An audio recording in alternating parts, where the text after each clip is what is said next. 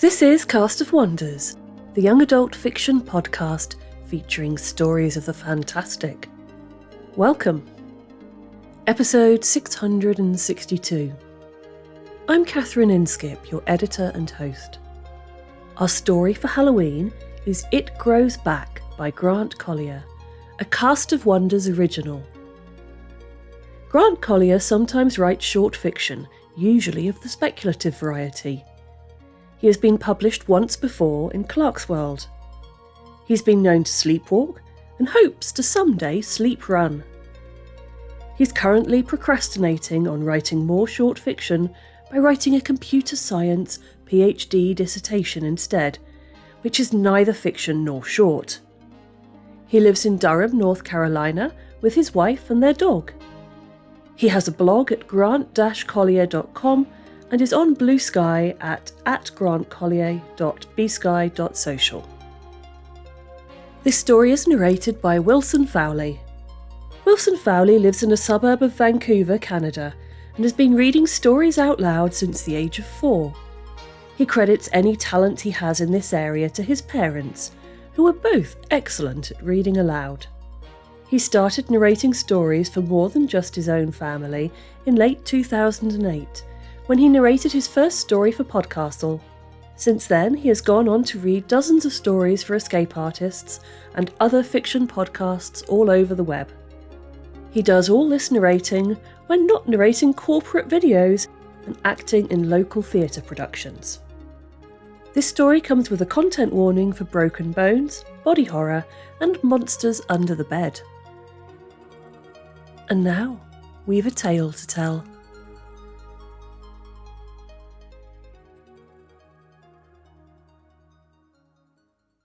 It Grows Back by Grant Collier, narrated by Wilson Fowley.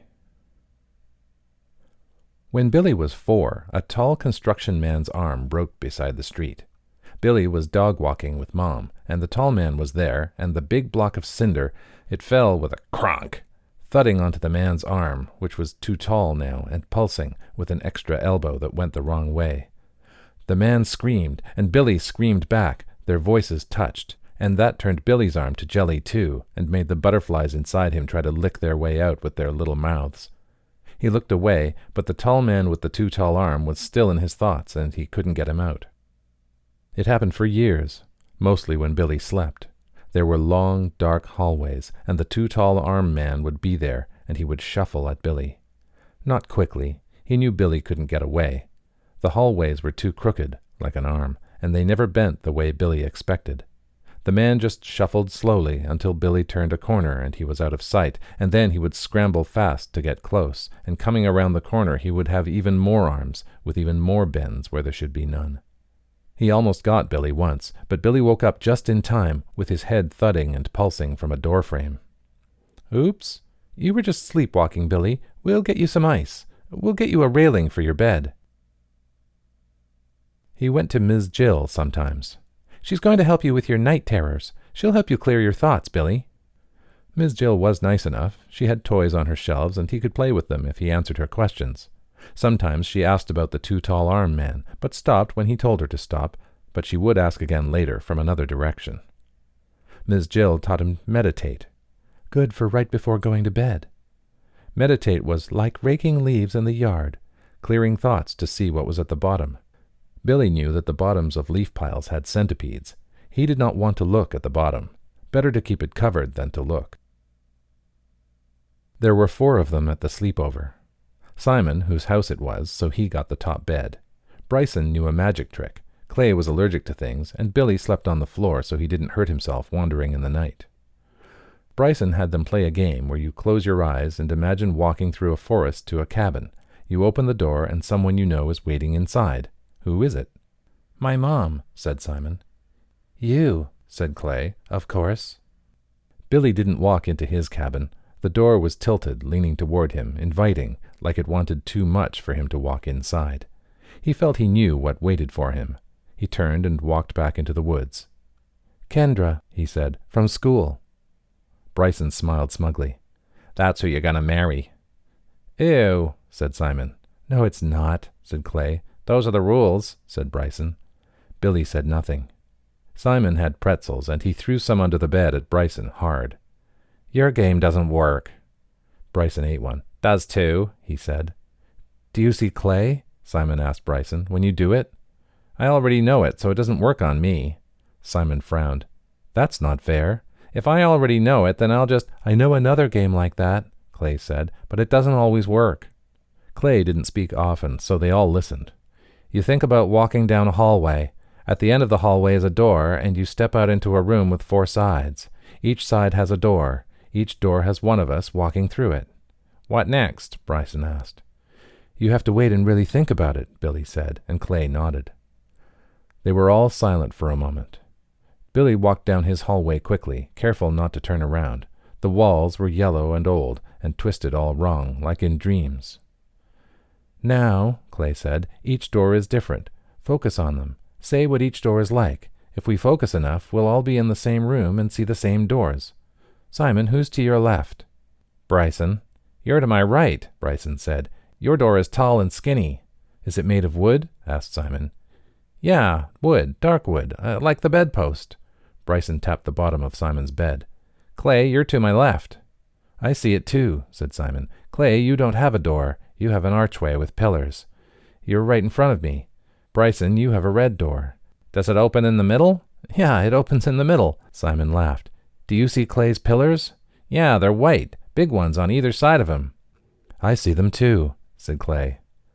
Billy saw it all, with himself between Simon and Clay, across the room from Bryson. He didn't know if he had seen them quite that way before they said it, but it felt right once it was said. "I see it all too," he said, finally. "What's my door?" "It's old," Bryson said. "Yellow paint, but it's flaking away." "Yeah, I see that," said Simon, "and there's a long hallway on the other side." "I see that too," said Bryson. "Do you see that too, Billy?" asked Clay. "What color is your door to you?" Billy preferred to look at his friends' doors. He could feel something behind him in the long hallway and didn't want to turn around. He couldn't remember what color his door had been, but yellow felt right. Yeah, it is." "This is so cool," said Simon. Clay smiled.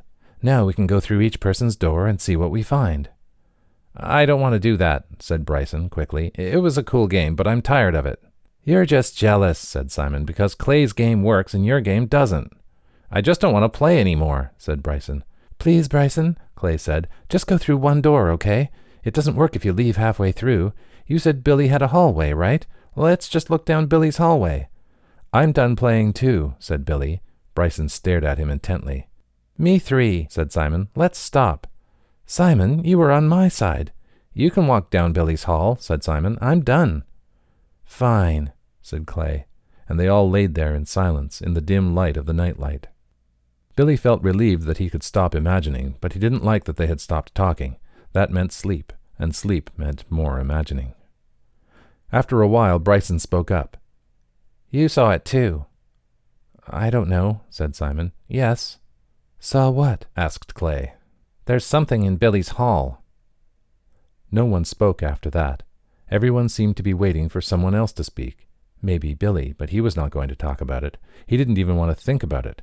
It shivered him like a breath on the back of his neck, like a breath. Eventually they all slept. Clay first, then Simon, then Bryson, then Billy last of all. Grandma had a couch with good pillows for forts, big, sturdy, and she made cookies, and she was wise. She taught him to always pray before meals. He did this when she was around, but never alone. Billy didn't pray alone. By himself, how did he know how to think in the right direction? Anything could be listening. Grandma had a tulpa, she explained. "It's like a little friend you grow inside your head." Hers was based on Grandpa, who Billy had never met, but who was a kind man and worked with planes and had Billy's nose. "This way he's always with me in a way." "Can I grow a tulpa?" "Maybe someday," she said. "It's just like an imaginary friend, but the more you focus on them, the more real they become. Do you have an imaginary friend?" "No," said Billy. "Let's go play outside." Grandma also read tea leaves, and she read Billy's for him. The tea smelled good but tasted bad, but it didn't matter because he drank it quick. "What does it say?" "Well, let's see. I see a bird. That could mean good luck, but maybe it's a tree. That would also be good luck, but it's more in the past." Grandma frowned. You said you don't have an imaginary friend, Billy? Billy slowly shook his head. Grandma set the tea down, took his hands, and held them in hers. Look at me, she said, and stared into his eyes. Her face was serious. After a while she looked down and patted his hands. Oh, Billy. What is it? Grandma spoke slowly. She was being careful. A mind, it's like a garden, Billy. You know my garden? Like that. A big, big garden. Lots of things grow in it. Not all of them things you planted. Some good, and it's important to be careful what you grow in your garden, Billy. Thoughts are like plants. The ones that grow the most are the ones you water. What's in my tea leaves, Grandma? She looked him sternly in the eyes. Your mind. What are you growing in there? Nothing. Whatever you're growing, Billy, it's best you stopped. She straightened her back and looked away. Best not to dwell on it. It's about time you help me with the dinner, isn't it? You're tall enough to reach the counter now. Do you think you're old enough to use the cheese slicer? Billy nodded slowly, and they made dinner. Think we need to get his door a lock for the nights. He's an anxious kid. That would just scare him more. The railing doesn't work. There's hardwood floor at the bottom of those stairs, Al, and it's only a matter of time. Hey, Billy! And so Billy got a lock on his room door from the outside.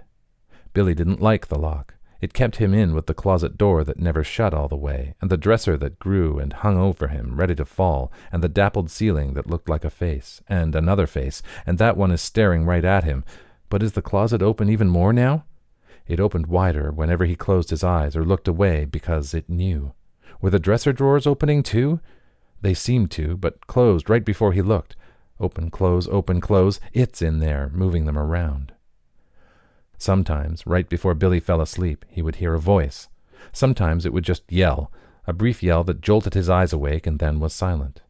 Other times it was as if he was hearing a conversation, but only one word at a time, just the beginning of a conversation. The voices were only there right as he was about to fall asleep, and they stopped as soon as they startled him awake, like they were waiting. Hush, he heard one time. Night time, another. Breathe. At this last one, he sat up and held his breath. He didn't want to do what the voices said. Field trip. On the bus. Billy sat next to Kendra, who had 3 cats, and who, he had been informed by Bryson, he would marry. They sat up front. Billy liked to sit up front. Sometimes, looking out the back window, he imagined he saw something running behind the bus, following them, hiding behind the trees. The front was further from it, safer. It was raining, and the windshield wipers went back and forth, together at first, in the same direction, but if Billy focused on them for long enough, he could make them do it in opposite directions, in and out, in and out. They stopped at a light. He wondered if it was gaining on the bus. It had grown more arms lately, and they made it faster, he knew. It rolled and tumbled over itself on them like car wash rollers against a car. Thwap, thwap, thwap, thwap, thwap, thwap. What are you thinking about? Kendra asked. Billy didn't want to scare Kendra. She was nice. I'm thinking about what if we held hands. Kendra smiled, and they did, and that was how they became girlfriend and boyfriend. Billy thought Bryson would gloat when he heard, but he did not. Cool, he just said. He had been quieter lately. It felt like a full minute of screaming and banging against his room door before Mom let him out. It was here, Mom, he choked, sobs breaking up his speech. It was with me. You don't understand. Don't trap me in here with it. Oh, Billy. And I'm so sorry, but you know this is just for your safety, and it can't hurt you, and did Grandma say something to scare you again? And see, I'm right here. It's okay. It's okay. She didn't know how fast it could crawl with that many arms, like a centipede, floor to wall to ceiling to wall to floor. There's no time, Billy sobbed. You can't get here fast enough. You don't. Shh, it's okay. I'm here. Billy didn't let them lock him in there with it after that. There was a pin at the top of the doorframe and a hole in the door handle. Poke the pin in the hole and it unlocked, even from the inside. It was for emergencies and fires only and nothing else. Okay, Billy? After Mum tucked him in, he would wait until the footsteps were gone. Then, chair, push, stand, reach, pin, hole, click. Then he would push the chair back, run to bed, light feet so nothing heard you, parents or otherwise, grab the railing, jump the last foot, feet can't get near the underbed or it will grab, hide under the covers for a minute, steady breath, breathe, breathe, make sure nothing saw you, peek out just your eyes, breathe, but not too loud. Every night. He was safer now doing this. He could run if he needed. Maybe still not fast enough, but he could run. Every night he made sure he could run, but they couldn't know, or they would take the pin away too, and he would be trapped for good. Darlene was Kendra's friend, and she fell asleep in class once, and she had no cats, but her cousin had a snake. "Kendra doesn't want to talk to you anymore," she told Billy. "Why?" he asked. Darlene shook her head and bounced away. At recess, Kendra was standing at the edge, near the trees, talking with Darlene, who ran off when Billy approached. "Hi," he offered. "What's wrong?" He hoped she was just tired of him and no other reason. Kendra stood facing away from him. "I just don't want you to be my boyfriend anymore." Billy nodded. "Okay, why?" She shook her head. "No reason." Billy walked around to face her, but she turned as he did so that he could not. His stomach felt sick. "Just tell me why," he said. Kendra spoke slowly. "Sometimes I'll think about holding hands with you, but it's not just you." Billy felt open and exposed suddenly, like he needed to hide under a blanket, but he knew even that wouldn't help. "What do you mean?" His voice was scared, and he felt a warm-throated cry coming on. "It's never just you," Kendra said. "There's always something else with us." She turned her head to look at him, eyes red. "Do you ever feel it?" Billy couldn't talk. She continued, "It's a tall man, and I can get him to stand further back, but I can never get him to leave. He's always there, watching us." She turned to him fully now. "Billy, do you see him too?" Are his arms?" His tears were at the surface now. Kendra's eyes were wide, and she cried back, "You do know! You do! Billy, what are you?" In bed, at night, it was silent, except for when it was not. "It's just an old house, Billy, and older houses make more sounds." But maybe that was because they had seen more, had more to tell you. What was it trying to warn him about? Billy tried to be quiet, quieter than the house, blending into the creaks and the groans. He lowered his breath, too soft to hear, but his heart hit against his ears, drum, drum, drum, drum. He could not quiet that. His heart and the house and the wind from outside that sometimes got in and tickled the back of his hand unless he tucked it under, they were all telling him something. Tonight was the night when it would come for him. He needed to stay awake, ready to yell, ready to run. It knew that he was ready to run. It knew his mind. It was from his mind, so they knew each other. It knew he was ready to run, but it also knew that he needed to sleep, and he knew that it was patient. He gave up on being quiet. It knew where he was anyway, and drummed his fingers against the side of his leg. Drum, drum, drum, drum, matching his heart. He couldn't fall asleep if he just kept drumming. But then the drumming slowed, till he couldn't feel it against his leg anymore, and he almost didn't catch himself until he did, and his eyes fluttered open again, ready to yell, ready to run. "It's not going to get me." He dug his fingers into his leg until it hurt. He couldn't fall asleep as long as it hurt. But then his grip faded, until the hurt was just left over from where he had once been gripping his leg. He lost his focus, and when he came back into focus, it was there, twisted into the dark corner of the ceiling, curled up, head cocked, watching. How long had it been there? Maybe the whole time, folded into the dark, skittering around the corners right before he looked. As long as it was looking at him, he could not yell, he knew, and he could not run. It knew that too. He strained, but the more he strained, the more it fixed him in place with its stare, like a seatbelt after a sudden stop. Tighter, tighter. It unfurled as it gazed at him, head fixed in place and body rotating around it. Hundreds of tiny adjustments from its hands on the walls and ceiling went pitter-patter. The hands and elbows made erratic jerks, but the body itself moved smoothly, slowly, towards him. It didn't just have him, it had his bed, too, and as it moved to the ceiling directly above him, the railings around the bed shot up to envelop it, trapping him in with it, unable to run even if he could move, door blocked off.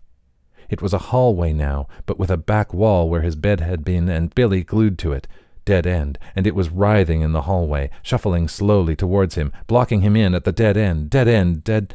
Breathe. Clear the leaves. His arm broke free. It had gotten too excited, distracted. The seatbelts had loosened, and now his other arm was free, and his legs, and he ran the only direction he could. Towards it. He ran under it, ducking, and the arms, tiny arms, and they brushed against his face and through his hair like spiders, slowed him down. He was running so slow, and they were joining with each other now, elbows on elbows, braided together, holding hands, arms forming into an arm, and it was reaching for him.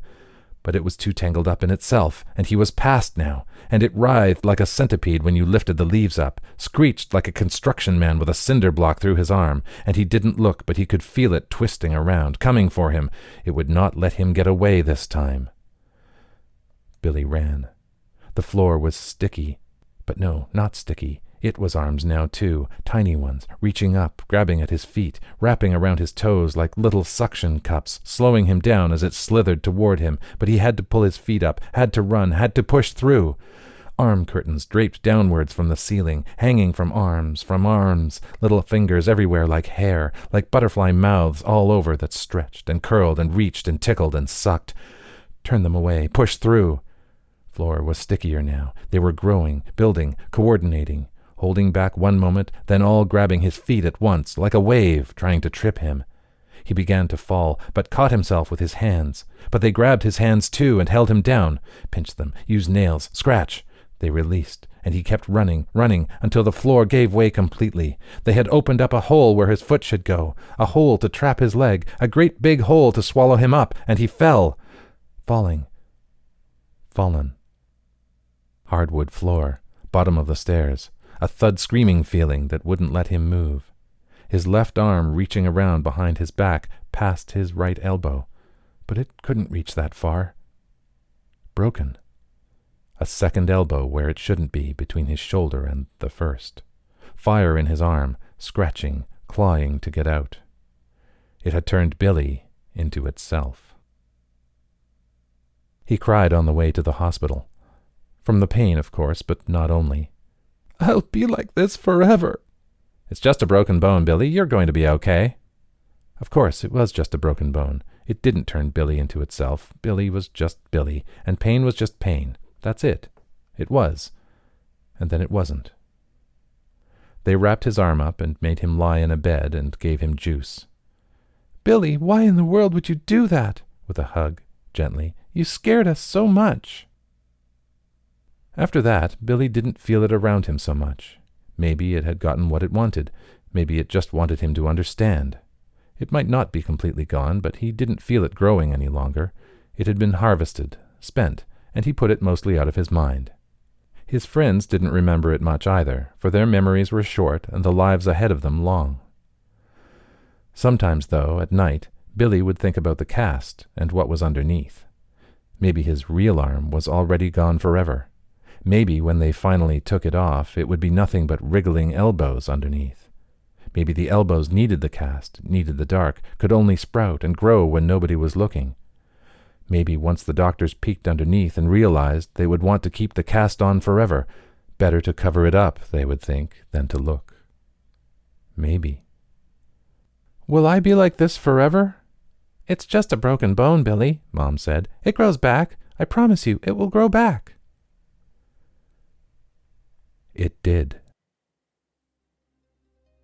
When I was a kid, I often couldn't decide what was worse, the bedroom door closed, leaving me in darkness, or the shadows cast by just a little bit of light. Fear of the unknown versus fear of the familiar made unfamiliar.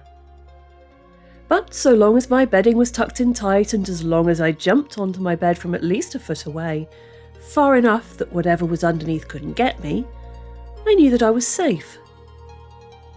I don't know why we create these fears as children, but I do know they evolve with us. The monster under my bed became a fear of fires or nuclear war or lethal diseases, and the terrifying falling dreams became terrifying dreams of plane crashes. A small stone figure of a baby grew into a talisman of evil for my sister and myself, and only shed that skin of fear many decades later. Because we do grow our own monsters, dark seeds of the world around us that fall in fertile soil. The best horror often makes good use of this trick, putting our own imagination in the driving seat, and then cutting the brakes. Is it all bad, though, being afraid? I don't think so. Fear and anxiety are survival tools, our minds doing their best to keep us out of danger and to prepare us for any eventuality. And as always, the darkness stands in contrast to the light. For every jump scare you get this Halloween, every racing heart or adrenaline surge, think also of the laughter with friends, the costumes and candy, and the transformative power of imagination to turn fear into fun. Join us again soon. We love bringing you the best audio fiction week after week, but we can't do it without your support. As you may have noticed, starting October 1st, we introduced brief, tasteful advertisements at the beginning and end of our episodes. But here's the thing, this isn't just about ads. It's about ensuring we can continue bringing you the incredible stories you love while fairly compensating our amazing authors, voice actors, artists and editors who make the magic happen. For our incredible subscribers and supporters, we're creating premium ad-free versions of every episode, plus bonus content you won't find anywhere else. If you haven't subscribed already, you can get all of our premium access content for just $7 per month. Whether you choose to enjoy our stories with ads or join our premium community, we're grateful you're part of this journey. You've been with us since 2005 through every evolution of Escape Artists, and we couldn't do what we do without your incredible support. Thank you for helping us bring free and accessible speculative audio fiction to listeners around the globe. You can join the discussion on the EA Discord and visit us on Blue Sky at castofwonders.org. Come say hello. Cast of Wonders is brought to you by editor Catherine Inskip, assistant editors Alicia Caparasso and Amy Brennan, associate editors Rebecca Arn, Tanya Adelet, Kit Kelstow, Cut Picob, Adri Joy, Becca Miles, Ray O, Samuel Poots, Emma Smales, Denise Sudell, Ella Naval, Rin Yi and Angela Zazueta. Our audio producers are Jeremy Carter and Andrew Jack. Cast of Wonders is part of the Escape Artists Foundation, a 501c3 non-profit. This episode is distributed under the Creative Commons Attribution Non-Commercial No Derivatives 4.0 International License. That means you can download or listen to the episode on any device you like, but you can't change it or sell it. Our theme music is Appeal to Heavens by Alexionov, available from Promo DJ or his Facebook page. Thank you for listening.